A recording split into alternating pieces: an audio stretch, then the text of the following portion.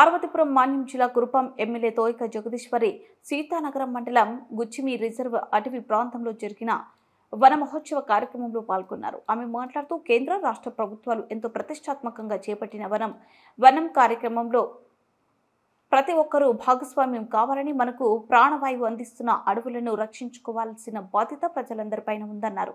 అలాగే వృక్షో రక్షితి రక్షితః అన్నారు. అంటే వృక్షాలను మనం కాపాడితే అభిమానులు తిరిగి కాపాడతామని, ప్రపంచ దేశాలకెల్లా మన దేశంలోనే స్వచ్ఛమైన గాలి లభిస్తుందని, దానికి కారణం మన దేశంలో ఉన్న వృక్షం సంపదే అని గుర్తు చేశారు. ఈ కార్యక్రమంలో స్థానిక ఎమ్మెల్యే బోనెల విజయ్ చంద్ర, డిఎఫ్ఓ జిఏపీ ప్రసూన, కూటమి నాయకులు, కార్యకర్తలు, విద్యార్థులు మరియు అటవీ శాఖ సిబ్బంది పాల్గొన్నారు.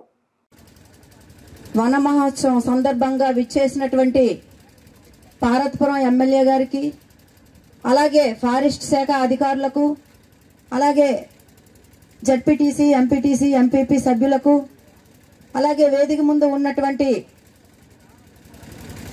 ప్రతి ఒక్కరికి కూడా పేరు పేరున నా హృదయపూర్వక నమస్కారాలు తెలియజేసుకుంటూ, ఈరోజు ఒక గొప్ప కార్యక్రమం చేస్తున్నటువంటి అటవీ శాఖ సిబ్బందికి మరొక్కసారి నా ధన్యవాదాలు. ఎందుకంటే చెట్టును నాటి కాలుష్యాన్ని నివారించాలి. ఈరోజు ఈ గ్రామాల్లో మనం ఆరోగ్యంగా ఉన్నాము అంటే దానికి కారణం మనకు కాలుష్యం ఎక్కువగా లేకపోవడం వల్ల. లేదు అనేసి అంటే ఎక్కువగా ఉన్నటువంటి సిటీల్లో ఉన్నటువంటి ప్రజలు అనేక రోగాలతో ఇబ్బంది పడుతున్నారు. ఈ చెట్లు లేకపోవడం వల్ల వర్షాలు కూడా తగ్గిపోవడం జరుగుతుంది.